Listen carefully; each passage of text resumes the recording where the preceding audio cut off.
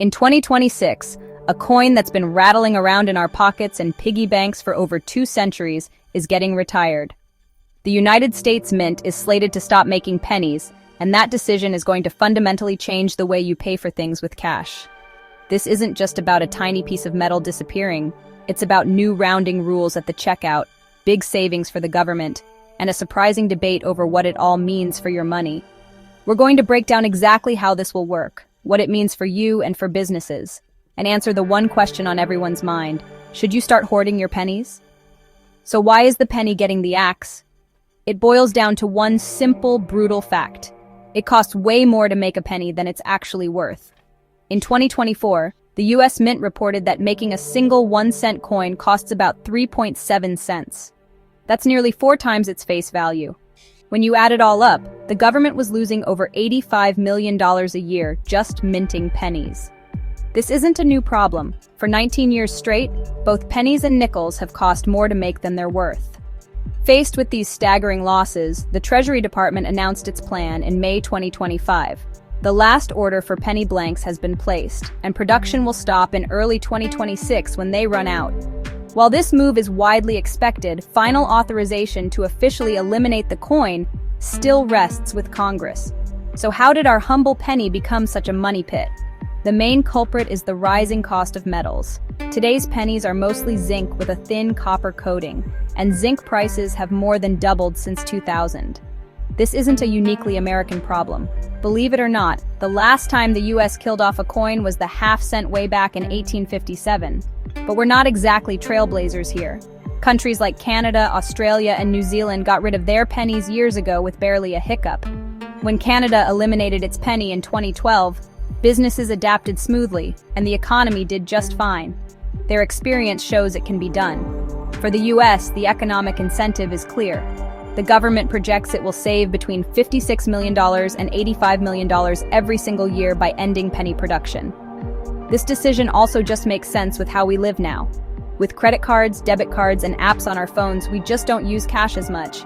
Many of us already have a jar of forgotten pennies on a shelf, proof of how little we actually use them. The so-called coin shortage during the pandemic made this crystal clear. There were plenty of coins out there. They just weren't moving because people weren't using cash. In a way, getting rid of the penny is just the monetary system catching up to us. So, what does this actually mean for you at the checkout counter? If you're paying with cash, get ready for rounding. It's important to remember, this only applies to cash transactions.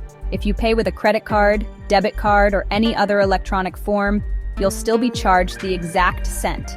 Here's how the rounding system, based on the model Canada uses, will work. If your total bill ends in a 1 or a 2, it gets rounded down to the nearest zero. A $9.92 purchase becomes $9.90.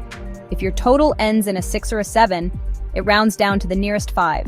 So $9.97 becomes $9.95. On the flip side, if your total ends in a 3 or a 4, it rounds up to the nearest 5. That $9.93 total is now $9.95.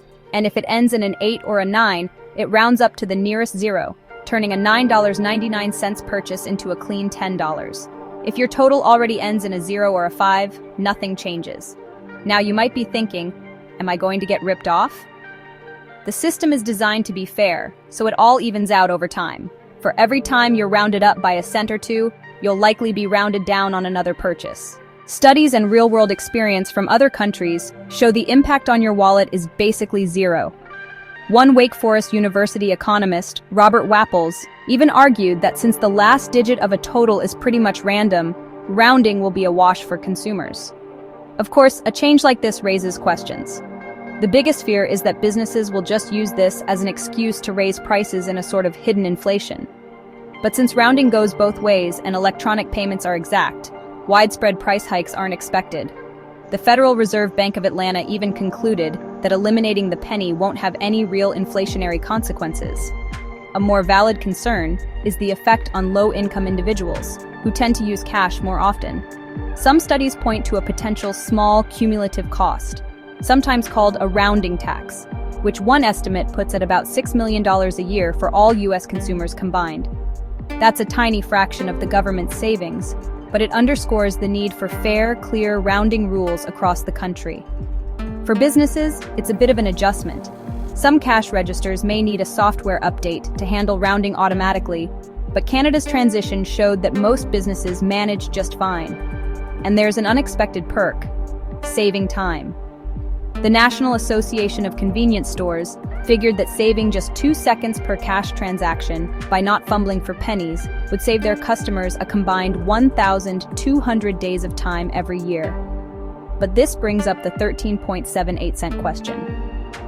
The nickel now costs a whopping 13.78 cents to produce, making it even less cost-effective than the penny. If getting rid of the penny means we need more nickels, some of the government's savings could get eaten up.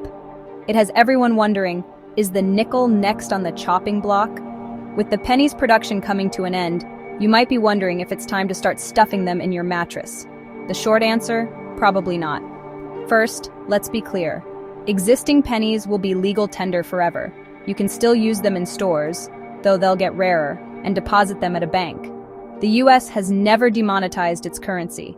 Sure, the half cent from 1857 is technically still legal tender, but good luck trying to buy anything with it today. The real excitement is in the treasure hunt.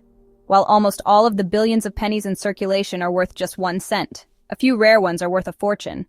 These are usually coins with minting errors, or from years with very low production. For example, the 1943 bronze Lincoln cent, made by accident when the mint switched to steel for the war, is a famous rarity that can be worth over $125,000. The 1955 double-die penny, where the letters and numbers look stamped twice, can fetch over $1,000. Other valuable pennies to keep an eye out for are the 1909 SVDB, the 1877 Indian head, and the 1914D Lincoln. So, while it's fun to check your change for these rare treasures, hoarding buckets of regular pennies is unlikely to make you rich. Their value as scrap metal is tiny, since modern pennies are mostly zinc. For most of us, the best thing to do with that giant jar of pennies is to finally cash it in. The end of the penny is a practical step for a modern economy. It just doesn't make sense to produce a coin that costs nearly 4 times its face value to make. For most people, the change will be small, cash rounding will even out, and electronic payments stay the same. For the government, it means saving millions of dollars every year. This is simply a reflection of a world that's more digital and efficient. But what do you think? Are you going to miss the penny? Let us know in the comments below. And if you found this helpful, make sure to subscribe for more insights into our changing world of money.